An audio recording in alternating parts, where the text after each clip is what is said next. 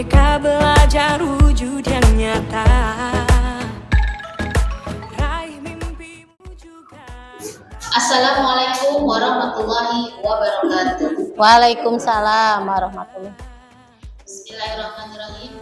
Alhamdulillah nahmaduhu wa nasta'inuhu wa nastaghfiruhu wa na'udzubillahi min syururi anfusina wa min sayyiati a'malina may yahdihillahu fala mudilla lahu wa may yudlil fala hadiya lahu. Yang terhormat pada Ibu Kepala Sekolah SDN Rende Ibu Is Alawiyah MPD, yang kami hormati Bapak Ibu Guru SDN Rende yang sama-sama hadir dalam kesempatan ini dalam acara diseminasi budaya positif di sekolah pada hari Senin tanggal 22 Oktober 2020. Puji dan syukur mari kita panjatkan kehadirat Allah Subhanahu wa Ta'ala, karena pada hari ini kita masih diberi kenikmatan serta kasih sayangnya sehingga dapat berkumpul dalam keadaan sehat walafiat. Salawat dan salam semoga terlimpah curahkan kepada Nabi kita, yaitu Nabi Muhammad SAW, yang mana telah memberikan kita petunjuk kepada semua umatnya, dan semoga kita mendapat syafaat berupa pertolongan darinya. Sebelum membuka acara ini, izinkanlah saya menyampaikan susunan acara pada hari ini. Yang pertama, pembukaan. Yang kedua, menyanyikan lagu Indonesia Raya. Yang ketiga, sambutan dari kepala sekolah. Yang keempat, penyampaian materi tentang budaya positif di sekolah. Yang kelima, refleksi kepala sekolah dan juga refleksi dari Bapak Ibu Guru. Selanjutnya pembacaan doa dan penutup. Baik, untuk membuka acara hari ini, marilah kita membacakan basmalah. Bismillahirrahmanirrahim. Beralih pada acara selanjutnya, yaitu menyanyikan lagu Indonesia Raya yang akan dipimpin oleh Ibu Desti. Kepada hadirin kami mohon berdiri.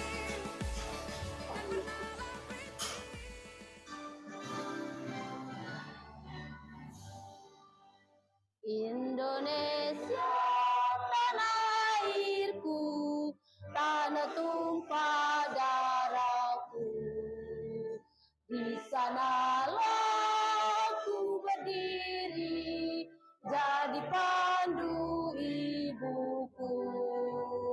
Indonesia kebangsaanku, bangsa dan tanah airku. Marilah kita berseru, Indonesia bersatu. Terima kasih, hadirin dipersilakan duduk kembali. Acara selanjutnya yaitu sambutan dari kepala sekolah pada Ibu Is Alawiyah MPD. Kami persilakan.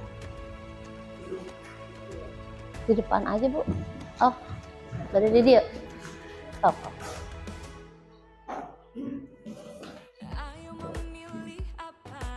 Bismillahirrahmanirrahim. Assalamualaikum warahmatullahi wabarakatuh. Waalaikumsalam.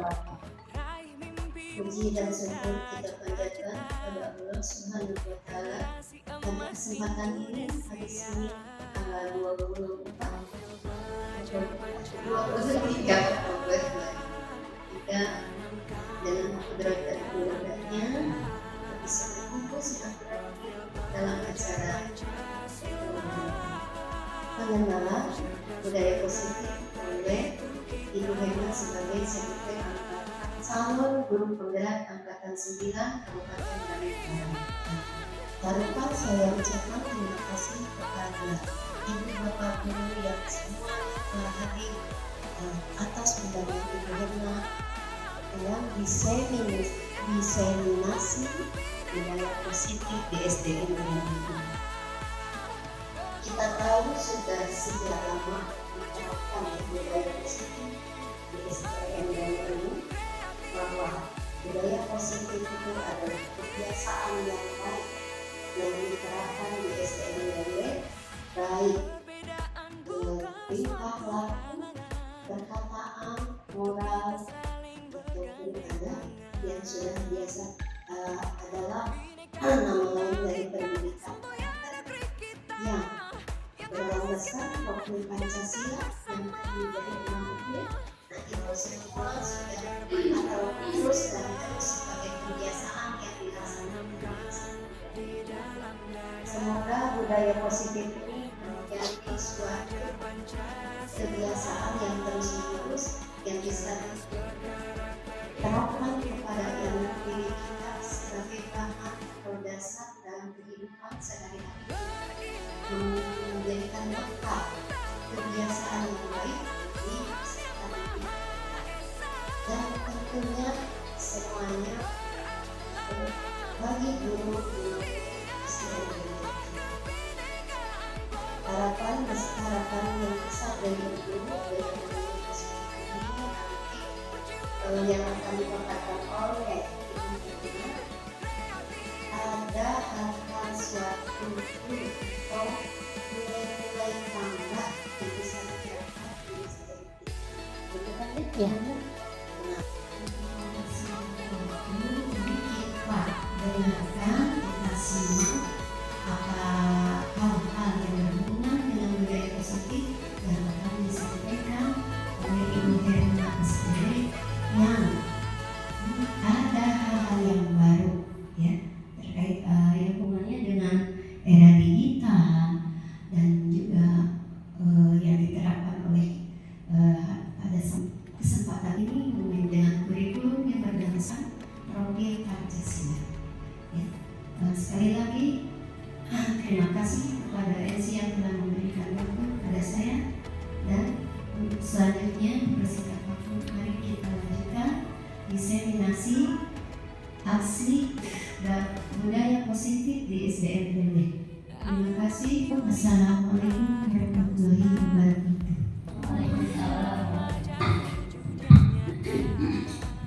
Terima kasih kepada Ibu Kepala Sekolah SDN Rende yang telah memberikan sambutannya kepada kita semua. Baik, untuk acara selanjutnya yaitu merupakan acara inti, yaitu pemaparan mengenai budaya positif di sekolah yang akan disampaikan oleh Ibu Hernawati SPD. Kepadanya kami persilakan. Ya, terima kasih kepada Ibu Yani sebagai MC. Assalamualaikum warahmatullahi wabarakatuh. Robbi shrah li sadri wa yassir li amri wa hlul 'uqdatam min lisani yafqahu qawli. Puji dan syukur marilah kita panjatkan kehadirat Allah Subhanahu wa taala, karena pada hari ini kita masih diberikan kesehatan sehingga dapat berkumpul di ruangan ini dalam acara diseminasi atau penyebaran pemahaman dan pengalaman budaya positif di sekolah. Salawat dan salam semoga senantiasa terlimpah curahkan kepada Nabi junjungan kita Nabi Muhammad SAW. Semoga kita semua tergolong kepada golongan umatnya yang akan mendapatkan pertolongan di yaumil akhir. Amin ya Allah ya Rabbal alamin. Pertama-tama saya ucapkan terima kasih kepada yang terhormat Kepala SDN Negeri Rende, yaitu Ibu Salawiyah MPD, serta yang saya hormati Bapak Ibu Dewan Guru SDN Rende yang sudah menyempatkan waktu untuk menghadiri acara ini. Baiklah, kita simak saja apa yang akan saya paparkan hari ini mengenai budaya positif. Ini salah satu merupakan salah satu tugas dari halaman dalam tempat budaya positif yang di dalamnya akan pertama-tama saya ucapkan selamat datang kepada para guru hebat. Mari belajar bersama, berkolaborasi, saling mendukung demi mewujudkan budaya positif di sekolah kita yang tercinta ini. Latar belakangnya yaitu sekolah merupakan tempat untuk menumbuhkan karakter dan budi pekerti. Sekolah yang aman dan nyaman diperlukan dalam terciptanya budaya positif. Menumbuhkan budaya positif dapat membangun karakter yang sesuai dengan profil pelajar Pancasila. Tujuan acara ini atau tujuan dari penerapan budaya ini yaitu menciptakan lingkungan sekolah dan suasana kelas yang nyaman, aman bagi proses pembelajaran, serta menciptakan kedisiplinan, kemandirian, dan tanggung jawab. Nah, budaya positif di sini pengertiannya atau definisinya atau tujuannya untuk mewujudkan sekolah sebagai rumah yang aman, nyaman, dan bermakna bagi murid. Diperlukan budaya positif sekolah yang menjadi kebiasaan-kebiasaan baik berupa sikap, perbuatan, dan segala bentuk kegiatan yang dilakukan warga sekolah sehingga karakter anak didik kita akan terbentuk dengan baik. Potensi anak akan tumbuh dan berkembang secara optimal. Nah, di sini konsep utama model budaya positif yang pertama, perubahan paradigma belajar. Yang kedua, disiplin positif. Yang ketiga, kebutuhan dasar manusia. Yang keempat, motivasi perilaku manusia. Yang kelima, posisi kontrol restitusi. Yang keenam, keyakinan kelas. Yang ketiga, segitiga restitusi. Nah, ketujuh hal ini yang akan saya kupas hari ini. Mudah-mudahan kita bisa saling berbagi apa itu perubahan paradigma belajar sampai segitiga restitusi ini apa, dan bagaimana implementasinya dalam kehidupan sehari-hari kita demi kemajuan anak didik kita, demi penerapan budaya positif yang akan berimbas positif dalam sekolah kita juga. Nah, di sini pembelajaran dengan paradigma baru. Untuk membangun budaya yang positif, sekolah perlu menyediakan lingkungan yang positif pula. Dalam mewujudkan lingkungan yang positif, sering dikaitkan dengan kedisiplinan, perubahan pandangan kita sebagai pendidik dalam menghadapi murid yang mempunyai masalah. Dalam hal kedisiplinan harus dikaitkan pada teori kontrol, bukan pada stimulus respon, seperti kita berpandangan bahwa kita bisa mengontrol anak, padahal hanya anak sendirilah yang bisa mengontrol dirinya. Setelah tujuan gagal, maka akan ada pemaksaan. Padahal kolaborasi dan konsensus bisa menciptakan pilihan-pilihan dan masih banyak perubahan paradigma yang kita tanamkan kepada diri kita sebagai pendidik. Nah, pembelajaran yang harus kita terapkan yaitu pembelajaran berdiferensiasi yang dimana mengacu kepada 6 dimensi profil pelajar Pancasila ini, yaitu beriman dan bertakwa pada Tuhan Yang Maha Esa sampai ke aspek yang keenam yaitu mandiri. Nah, kita harus menerapkan budaya-budaya ini dalam kehidupan di sekolah kita. Nah, budaya positif ini bermuaranya ke 6 profil pelajar Pancasila. Disiplin positif, seperti yang kita ketahui, makna disiplin ini menjadi sesuatu yang dilakukan seseorang pada orang lain untuk mendapatkan kepatuhan. Kita cenderung menghubungkan kata disiplin dengan ketidaknyamanannya. Sebagai pendidik, tujuan kita adalah menciptakan anak-anak yang memiliki disiplin diri sehingga mereka bisa berperilaku dengan mengacu pada nilai-nilai kebajikan universal dan memiliki motivasi intrinsik bukan ekstrinsik. Disiplin positif ini merupakan salah satu cara penerapan disiplin yang bertujuan untuk menumbuhkan kesadaran serta memberdayakan anak untuk melakukan sesuatu tanpa sogokan, ancaman, maupun hukuman. Nah, agar lebih jelasnya, saya mohon bantuannya Ibu Heni dan Ibu Desti untuk maju ke depan sebentar dengan segala hormat, agar makna disiplin ini berasal dari motivasi intrinsik. Nah, Ibu Heni bisa atau Bu Desti bisa mengepalkan tangannya, seolah-olah Ibu Desti ini memegang atau menyimpan barang berharga di dalam tangannya. Ketika orang lain ingin membuka tangannya, boleh Bu Heni berusaha membuka kepalan tangan Bu Desti dengan segala cara. Boleh dengan bujukan, dengan kata-kata manis, atau juga dengan kekerasan mungkin bisa juga dilakukan ketika kepalan tangannya tidak bisa dibuka. Boleh sekarang dibuka, dicontohkan Bu Heni. Bersikeras Bu Desti, coba. Ya. Ini ada apa dalamnya? Ya. Ya, mulai dari cara yang halus sampai ke cara yang lebih kasar, dirayu. Ya. Nggak bisa susah. Ya. Oke, nah ini menggambarkan bahwa budaya positif ini tidak bisa dipaksa dari luar, tetapi harus ada keinginan dari dalam diri Bu Desi sendiri misalnya ya, atau Bu Desi ini kita ibaratkan anak didik kita. Jadi ketika tidak ada kemauan dari dalam dirinya, maka budaya positif tersebut tidak dapat diterapkan di kelas kita. Terima kasih Bu Desti dan Ibu Heni. Nah itulah gambaran sedikit mengenai motivasi intrinsik harus ada dulu dari anak didik kita sehingga disiplin positif ini bisa diterapkan. Jadi orang lain tidak bisa memaksa, hanya diri kita yang bisa mengendalikan diri kita. Mungkin itu sekilas mengenai apa itu penerapan budaya positif. Nah, dalam budaya positif ini ada nilai-nilai kebajikan universal, yaitu sifat-sifat positif manusia yang merupakan tujuan mulia yang ingin dicapai setiap individu dan diterapkan di kehidupannya baik di sekolah maupun di rumah.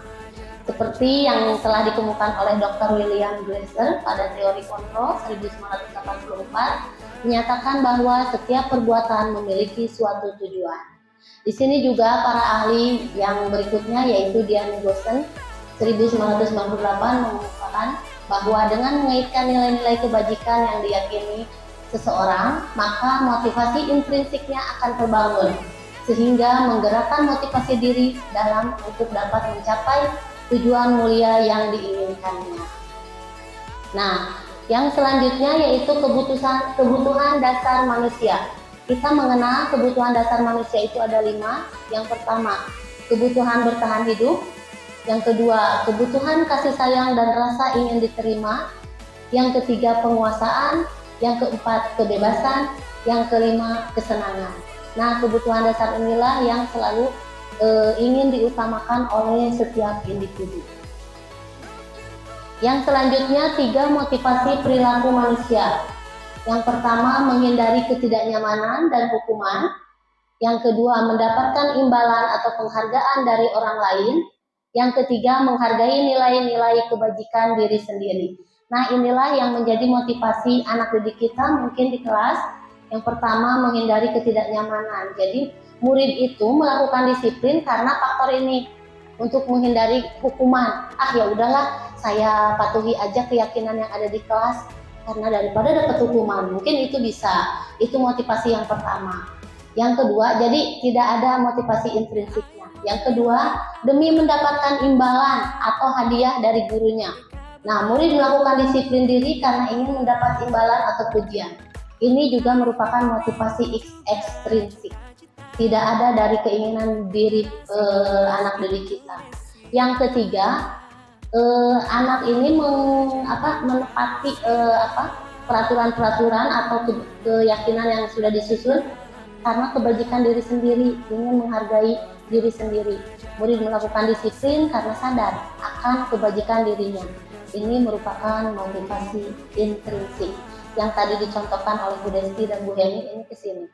Jadi ketika Bu Desti ingin memperbaiki budayanya, harus ada kemauan dari dalam diri. Begitu juga dengan anak didik kita. Kemudian konsep disiplin dengan identitas gagal. Yang pertama, hukuman. Jadi kita tidak boleh menerapkan hukuman ya Bapak Ibu. Hukuman bersifat tidak terencana atau tiba-tiba. Anak atau murid tidak tahu apa yang akan terjadi dan tidak dilibatkan. Hukuman bersifat satu arah dari pihak guru yang memberikan dan murid hanya menerima suatu hukuman tanpa melalui suatu kesepakatan atau pengarahan dari pihak guru, baik sebelum atau sesudahnya. Hukuman yang diberikan bisa berupa fisik maupun psikis. Murid disakiti oleh suatu perbuatan atau kata-kata yang kita lontarkan sebagai gurunya. Yang ketiga, penghargaan. Bisa berupa pemberian hadiah. Yang kedua, penghargaan. Bisa berupa hadiah ya Bapak Ibu. Jadi ketika anak melakukan disiplin, kita memberikan penghargaan. Ini dianggap tindakan yang tidak efektif, merusak hubungan atau sifat diri, mematikan kreativitas, menghukum dengan sistem ranking, merampas hak menghargai dirinya.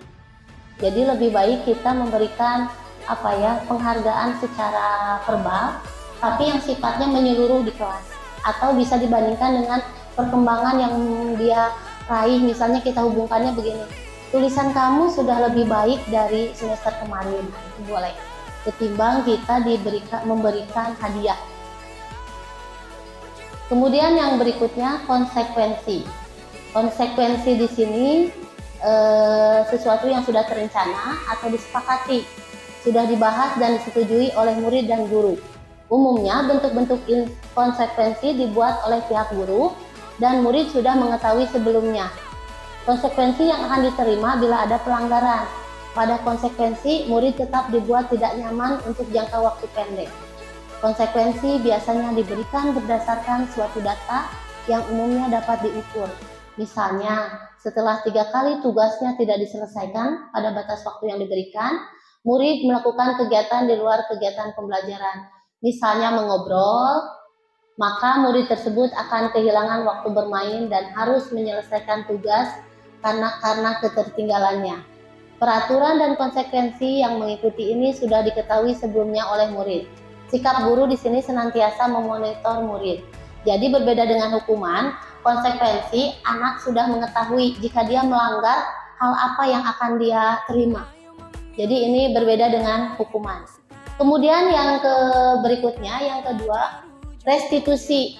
Kalau restitusi ini proses menciptakan kondisi bagi murid untuk memperbaiki kesalahan mereka. Jadi jika ada murid kita yang melanggar keyakinan kelas, nah mereka sudah tahu apa yang harus mereka perbuat, sehingga mereka bisa kembali pada kelompok mereka dengan karakter yang lebih kuat. Itu diungkapkan oleh Gosen 2004. Restitusi juga merupakan proses kolaboratif yang mengajarkan murid untuk mencari solusi untuk masalah mereka dan membantu murid berpikir tentang orang seperti apa yang mereka inginkan dan bagaimana mereka harus memperlakukan orang lain.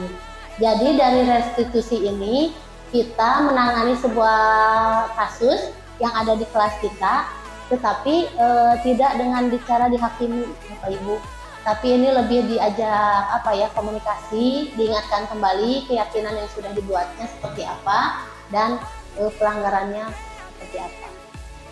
Kemudian yang selanjutnya konsep disiplin dengan pendekatan restitusi. Cara menanamkan disiplin positif pada murid. Pengertian restitusinya sudah ada di sini. Proses menciptakan kondisi bagi murid untuk memperbaiki kesalahan mereka sehingga mereka bisa kembali ke kelompok mereka yang barusan sudah dijelaskan. Ciri-cirinya, 1. Bukan menebus kesalahan, namun belajar dari kesalahan. Yang kedua, memperbaiki hubungan. Misalnya murid ini bertengkar dengan temannya, nah kita panggil, nah kita di situ perbaiki hubungan dari murid yang sedang berselisih tadi. Kemudian yang ketiga, restitusi ini bersifat tawaran, bukan paksaan. Berbeda dengan hukuman ya yang tadi kita jelaskan. Yang keempat, menuntun untuk melihat ke dalam diri, apa kekurangannya, apa kesalahannya. Kemudian mencari kebutuhan dasar yang mendasari tindakan. Kemudian fokus bukan tindakan. Terakhir, menguatkan dan fokus pada solusi. Nah, ini hukuman dan restitusi. Ini perbedaan. Kalau hukuman, guru menghukum siswa tersebut. Contoh ya, ini membersihkan toilet dari kasus ini yang datang kesiangan, kemudian guru dengan menjadi takut, bahkan ini bisa menimbulkan trauma di dalam jangka waktu yang panjang. Mereka akan ingat sampai dewasa bahwa dia telah pernah dihukum oleh gurunya. Kemudian konsekuensi, guru memberikan konsekuensi untuk membantu piket pada hari tersebut. Jadi anak sudah lebih tahu lebih dulu, jika dia tidak piket atau kesiangan, dia akan menerima konsekuensi ini. Yang kedua, guru tegas dan siswa mentaati peraturan dalam konsekuensi ini. Kalau dalam restitusi, guru menanyakan keyakinan kelas yang sudah disusun sebelumnya bersama-sama, kemudian menyelesaikan masalah. Di sini juga guru terbuka dan siswa menghormati dirinya dan orang lain.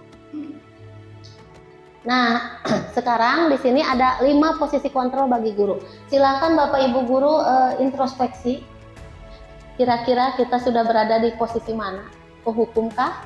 Pembuat rasa bersalahkah? Teman, pemantau, atau manajer? Kalau Ibu Indah sudah di posisi mana? Bu Indah lebih sering di mana? Oh, keren. Sudah ada di posisi teman. Kalau Pak Doni ini guru olahraga nih, udah di hukum. Nah, di sini ada 5 posisi kontrol. Yang pertama penghukum. Oh, manajer. Pertama penghukum. Ini mengeluarkan kata-kata yang benar, anak tidak tahu, anak akan kaget, akan takut. Tapi apa yang kesalahan dilakukannya tidak dijamin akan terhenti di situ saja. Yang kedua, pembuat rasa bersalah. Kemudian teman. Nah, di sini tadi Bu Indah sudah memposisikan dirinya di posisi teman. Membuat rasa bersalah. Jadi kita ingatkan dulu kesepakatan yang sudah dia langgar apa. Jadi nanti dari kata-katanya beda, Bu.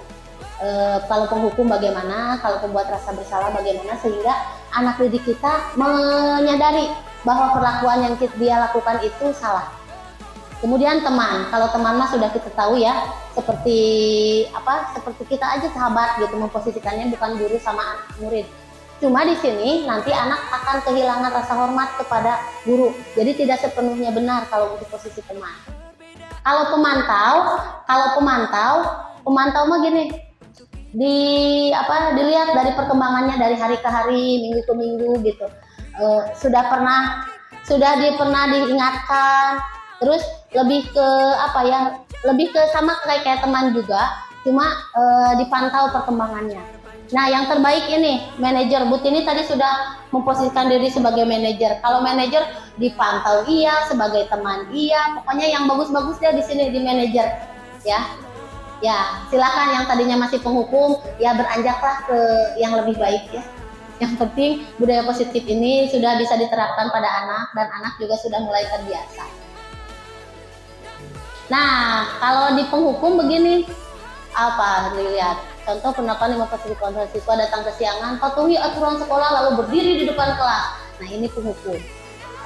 Ya, kalau pembuat rasa bersalah, ungkapannya begini kira-kira. Berapa kali Bu Guru harus memberitahu kamu? Bu Guru kecewa sama kamu.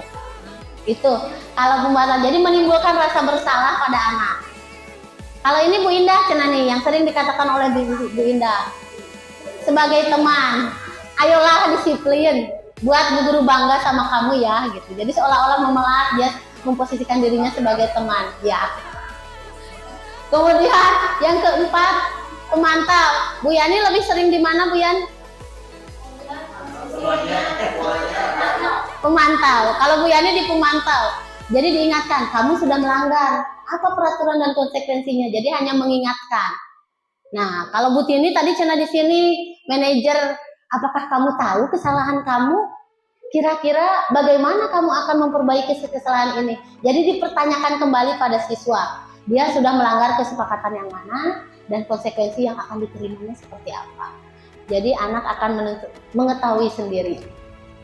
Nah, penerapan budaya positif ini kalau di kelas kita buat dengan keyakinan kelas terlebih dahulu. Kita susun keyakinan kelas kita. Nah, di sini mengapa keyakinan kelas bukan peraturan kelas? Ada perbedaan. Kalau keyakinan kelas lebih ke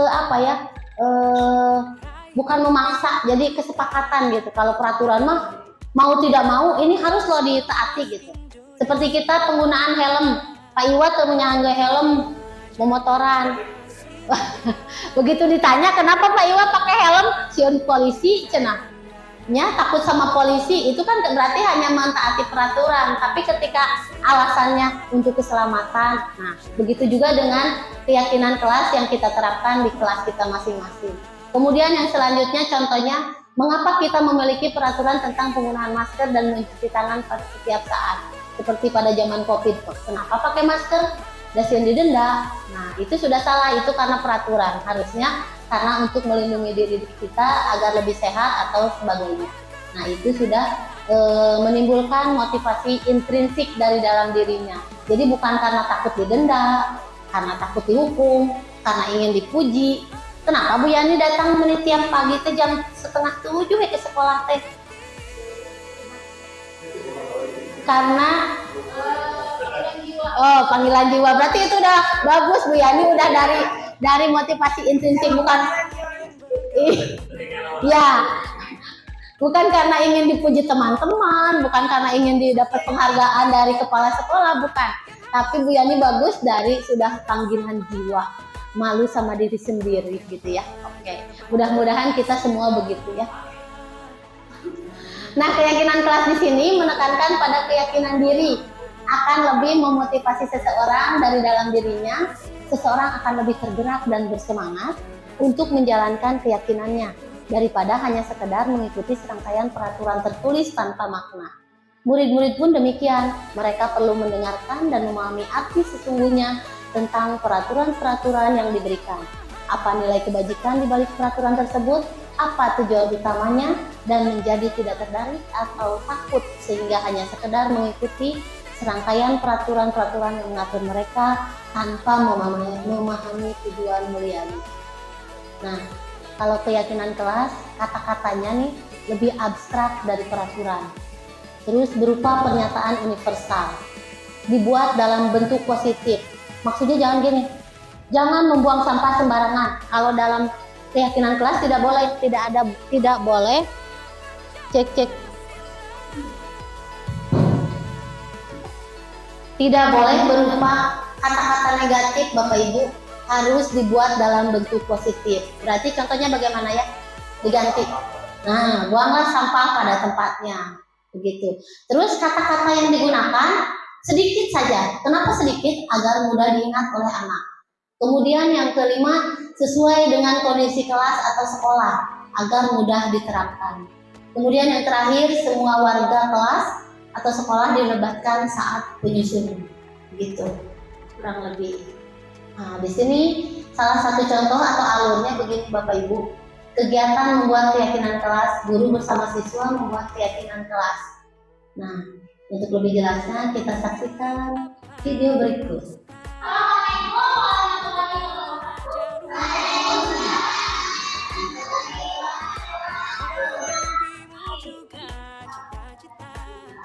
Generasi emas Indonesia,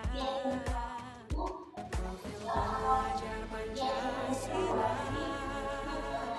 tanamkan di dalam dada, profil pelajar Pancasila.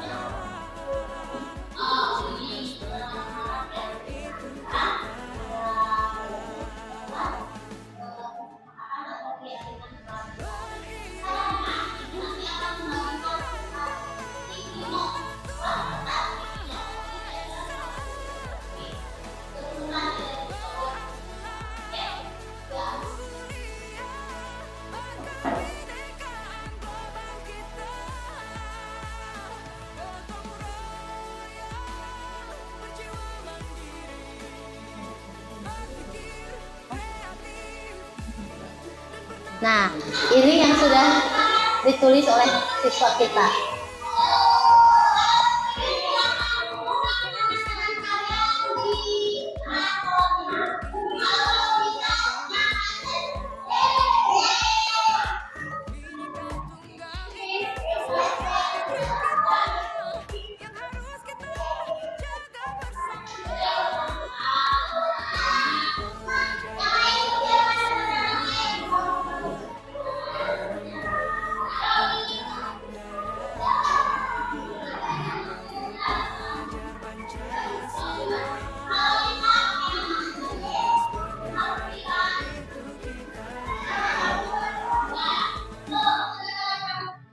Nah, itulah barusan mengenai pembentukan atau penyusunan keyakinan kelas di kelas saya sendiri. Di situ anak dibagikan sticky note-nya dan bebas menuliskan keyakinan apa yang ingin dibuat, dan mereka antusias membuat keyakinan-keyakinan yang mereka yakini. Tidak boleh berkelahi dan lain sebagainya. Nah, yang selanjutnya segitiga restitusi. Segitiga restitusi ini suatu proses dialog yang dijalankan oleh guru atau orang tua agar dapat menghasilkan murid yang mandiri dan bertanggung jawab.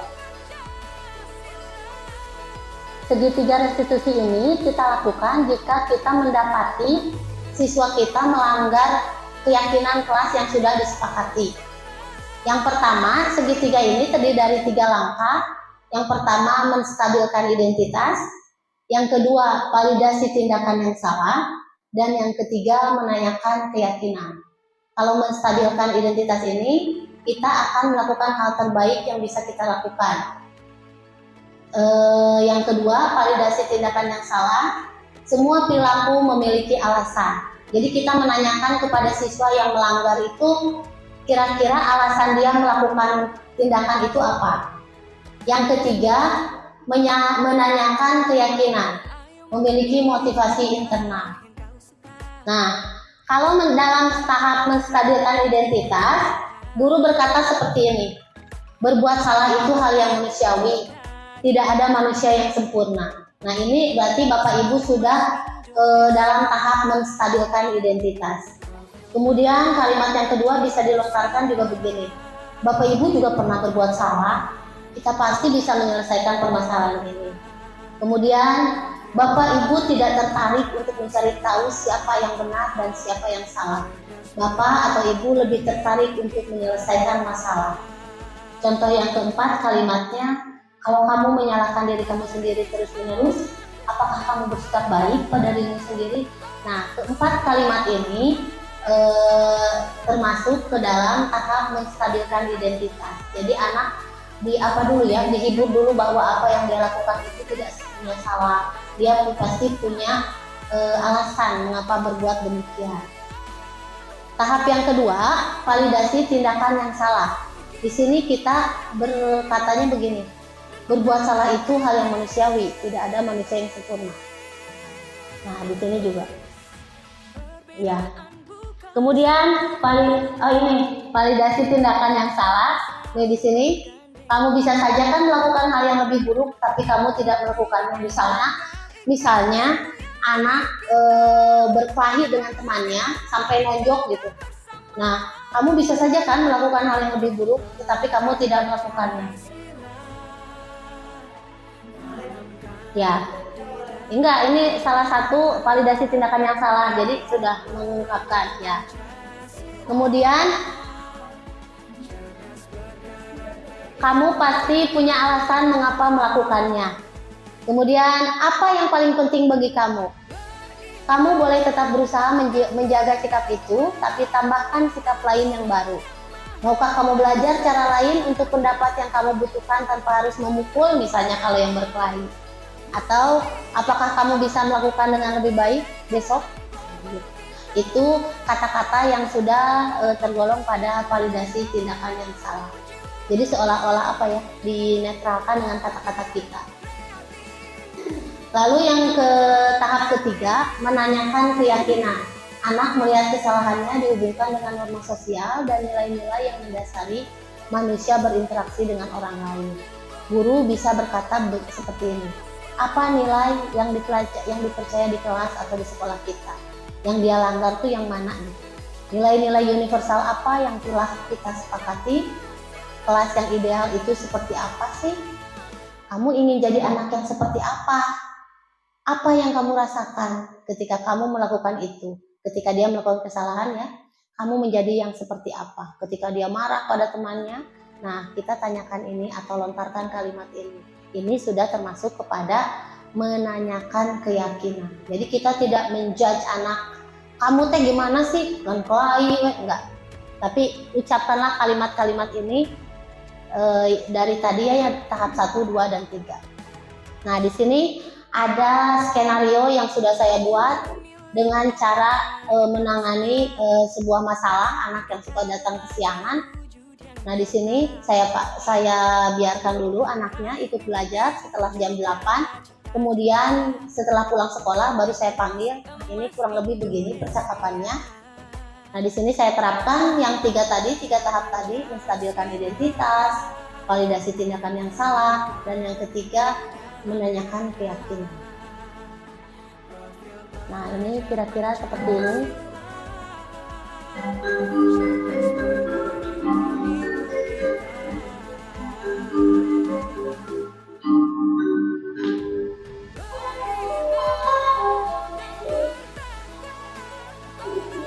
Waalaikumsalam. Kenapa kamu baru datang?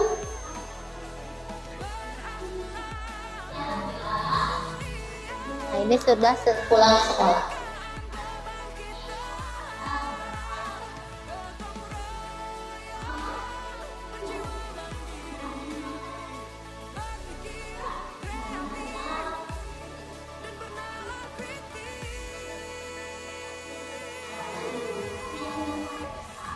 Perbedaan bukan suatu halangan untuk kita saling bergandeng tangan. Bineka Tunggal Ika, semboyan negeri kita yang harus kita jaga bersama. Profil pelajar Pancasila tanamkan di dalam darah. Profil pelajar Pancasila cerdas berdiri. Nah, ini di sini menstabilkan identitas sudah mulai dilakukan. Tidak untuk menghakimi, tapi mencari solusi dari masalah murid kita.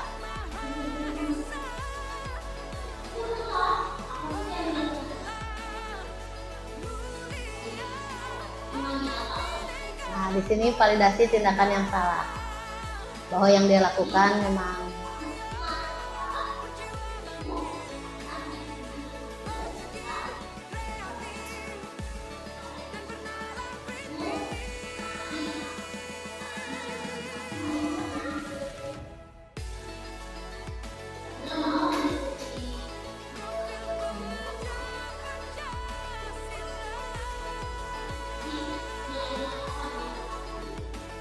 Nah, ini di sini menanyakan keyakinan. Keyakinan yang mana yang sudah dia langgar, yaitu tertib atau disiplin, datang tepat waktu.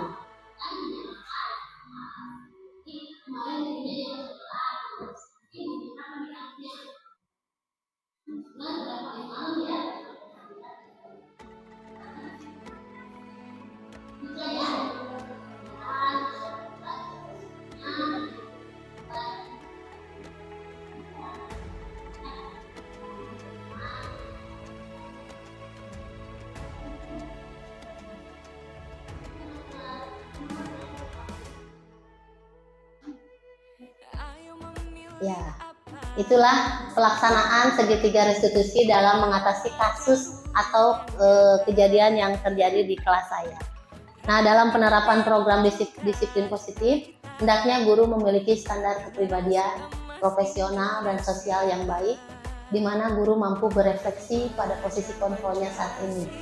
Bagaimana perjalanan dirinya sebagai seorang among atau manajer yang menuntun murid-murid menjadi insan yang mandiri dan bertanggung jawab. Ini yang dijelaskan dalam standar nasional pendidikan. Nah, sampailah kepada slide yang terakhir, yaitu penutup. Budaya positif di sekolah adalah landasan penting untuk menciptakan lingkungan pendidikan yang produktif dan inklusif. Ini melibatkan penghargaan terhadap keragaman, rasa hormat, kerjasama, dan dorongan untuk belajar. Dengan budaya positif ini diharapkan segala hal yang positif dapat kita terapkan, siswa cenderung merasa aman, sehingga termotivasi dan berkembang secara holistik dalam proses pendidikan. Terima kasih. Wassalamualaikum warahmatullahi wabarakatuh. Nah, iya. Perbedaan bukan suatu halangan Dah, mati nih. untuk kita saling bergandeng tangan. Baru. Terima kasih atas paparannya. Semoga kita dapat menginspirasikannya. Segala ilmu yang kita dapat hari ini demi Oh, kemajuan eta. kita Oh, dan iya. semangat. Baik, acara selanjutnya yaitu refleksi dari kepala sekolah dan peserta. Pada baik. Salah sekolah dulu. Yang pertama dari ibu kepala sekolah.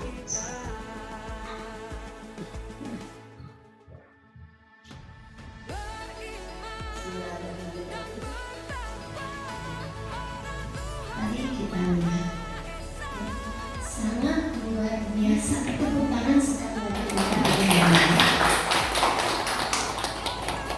yang namanya kebiasaan atau budaya positif yang tadi dipaparkan oleh ibu-ibunya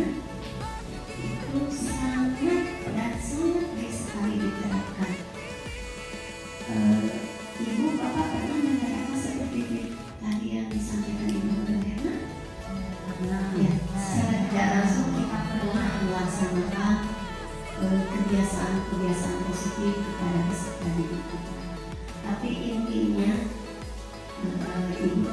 kalau hal suatu mengenai budaya positif itu tidak bisa diucapkan hanya dengan kata-kata ya, tapi harus direfleksikan, harus diimplementasikan, dipraktekkan gitu, sebagai pembiasaan yang terus-menerus.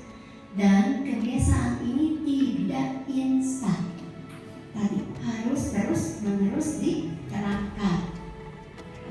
Kalau hanya bicara kepada anak didik kita, tetapi kita tidak juga seperti melaksanakan, nah ingatkan kembali bahwa guru yang namanya guru di buku dan ditiru, betul ya. Guru kencing berdiri, siswa kencing berlari. Nah, disitulah berarti kita sama-sama, bukan untuk siswa saja, tapi kita juga sebagai insan pendidik yang langsung memberikan kebiasaan positif. Ayo kita belajar, ya, kita adalah manusia, tidak lepas dari kata salah, lemah. Berarti intinya kita harus saling mengingatkan. Ilmu tidak harus datang yang dari usia yang lebih tua, tetapi kalau kalau sudah dilihat cara berpikir bisa tidak dewasa meskipun usia di bawah kita, kenapa tidak kita contoh ya. Karena kembali lagi ke materi, arti saya sebagai kepala sekolah di sini, ayo tidak mencegah sudah berkata-kata, kita satu harus saling mengingatkan, menerapkan.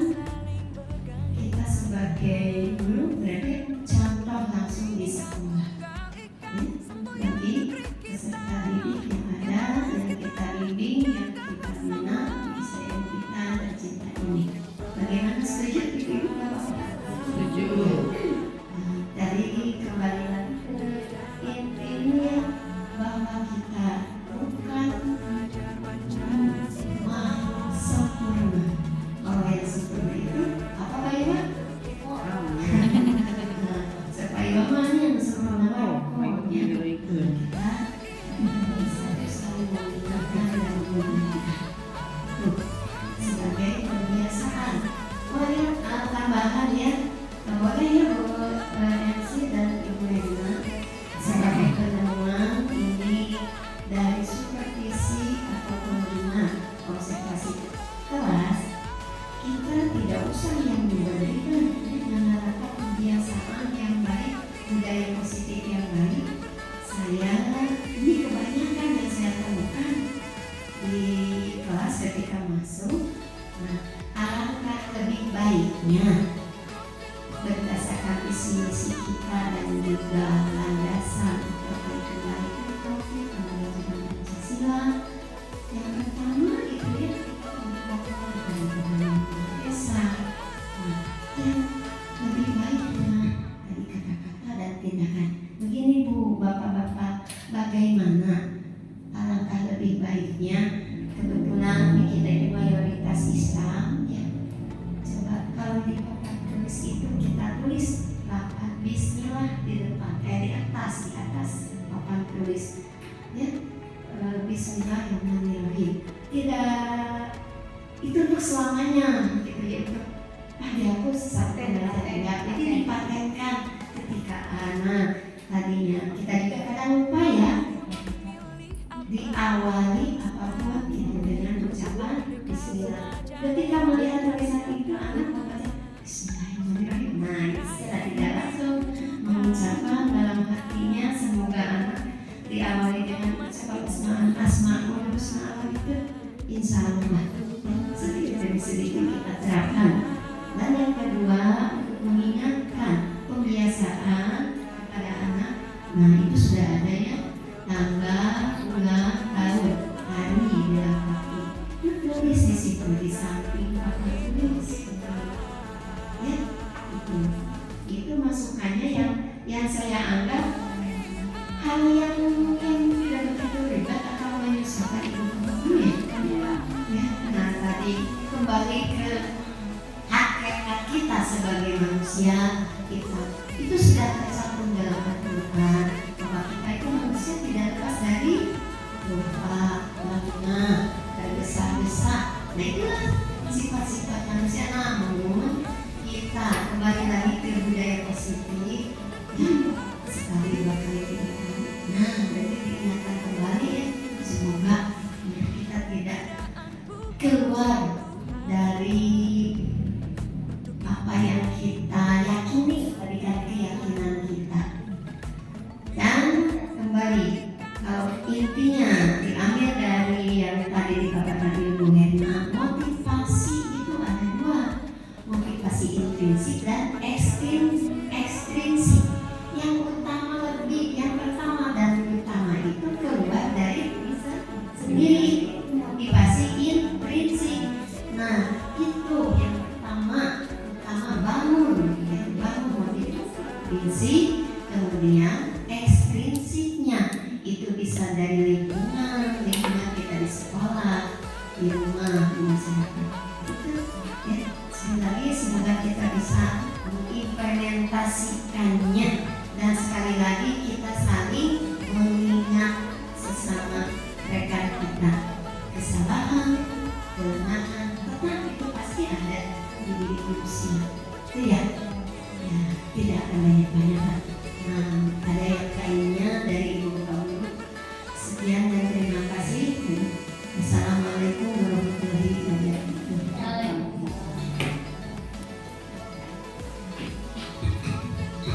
Ya, terima kasih kepada Ibu Kepala Sekolah yang sudah memaparkan refleksinya dan semoga kita bisa mengimplementasikannya pada pembelajaran khususnya ketika kita sedang mengajar di sekolah. Baik, selanjutnya refleksi dari Ibu Guru yaitu dari Ibu Tini Remuni. Silakan.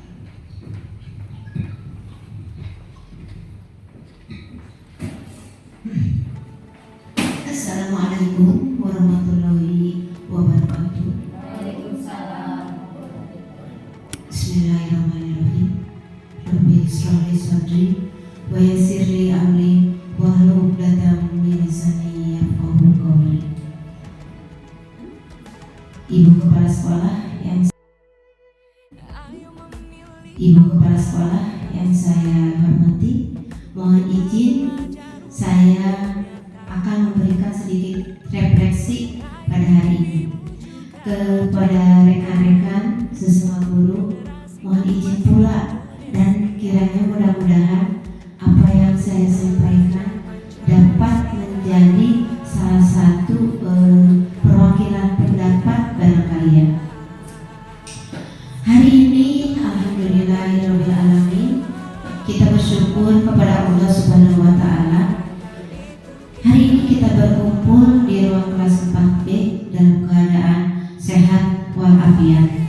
Dan hari ini kita sudah mendengarkan dengan tegas dan lugas apa yang disampaikan oleh Bu Herna mengenai budaya positif.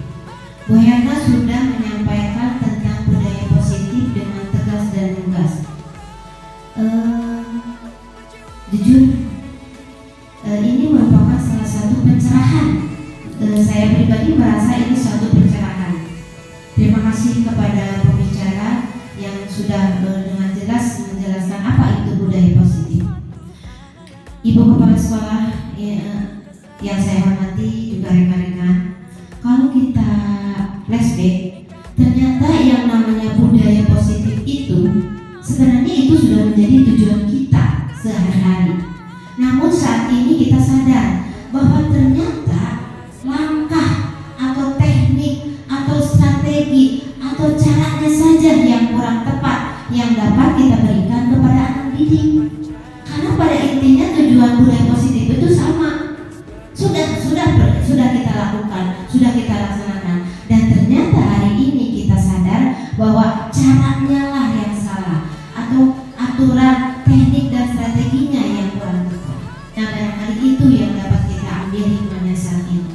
Karena pada intinya memang tujuan guru itu adalah ke sana, memberikan istilahnya mah selain teladan ataupun arahan-arahan tentang budaya positif.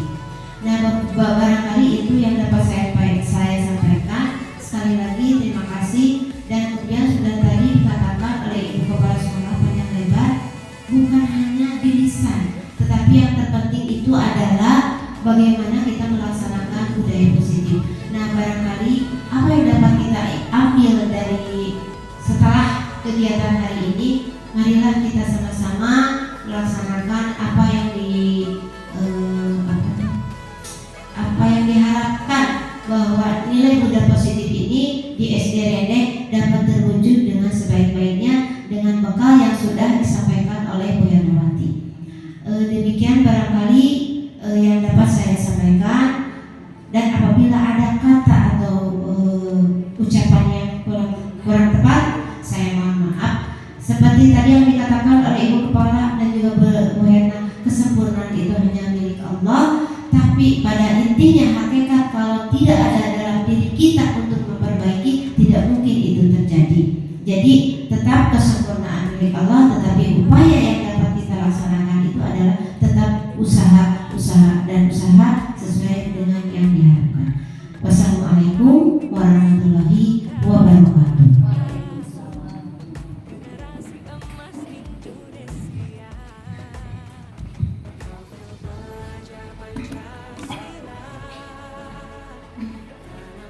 Terima kasih kepada Ibu Tinggi Rukmini selaku staf pengajar sekaligus guru dan sejawat yang sudah memaparkan dan merefleksikan. Semoga kita bisa mengimplementasikan juga pada kegiatan pembelajaran kita sehari-hari. Dan semoga rekan guru yang belum mengikuti bisa menyusul menjadi calon guru penggerak angkatan berikutnya. Baik, untuk selanjutnya acara terakhir yaitu pembacaan doa agar acara ini mendapat limpahan berkah dari Allah Subhanahu wa taala. Marilah kita membaca surah Al-Fatihah bersama-sama. Berdoa, dipersilakan.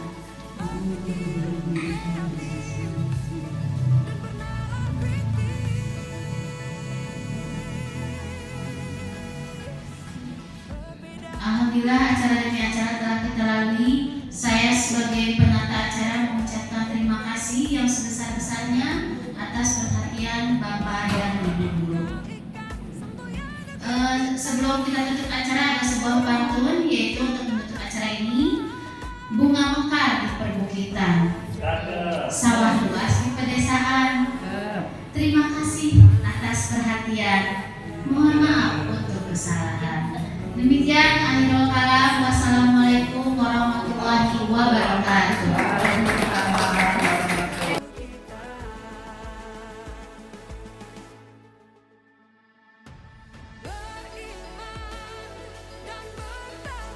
Assalamualaikum warahmatullahi wabarakatuh.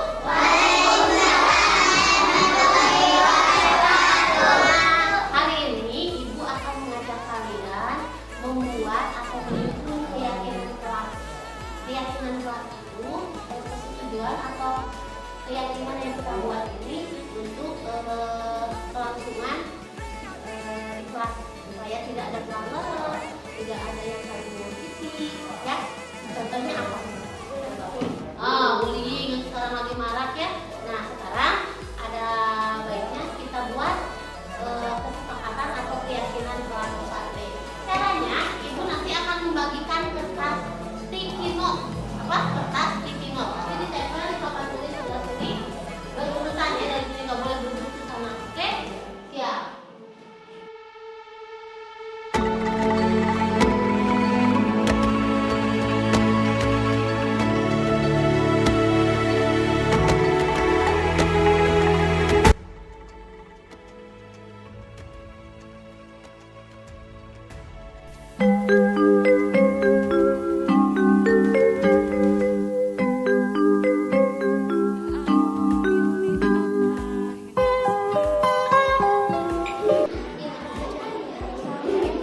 Waalaikumsalam.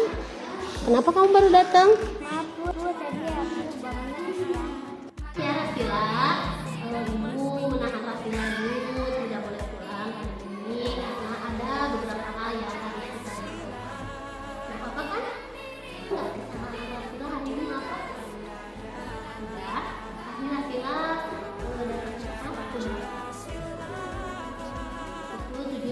Di keyakinan kelas kita bahwa pembelajaran itu dimulai pada pukul berapa? Pukul 7:15. Salah atau salah? Kamu datangnya jam berapa?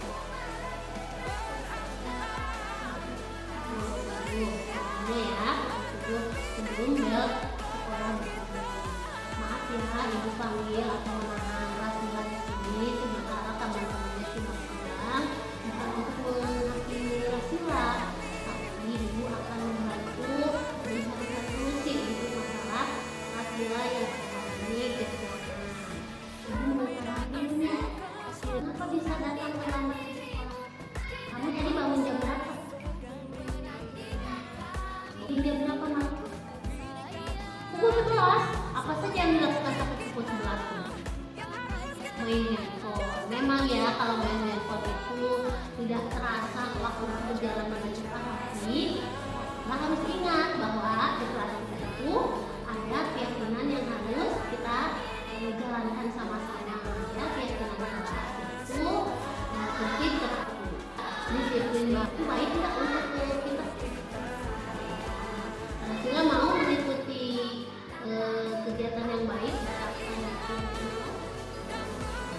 tapi nilai-nilai apa nih yang kamu lakukan ke depannya? Tidur lebih awal dan menyalakan alarm.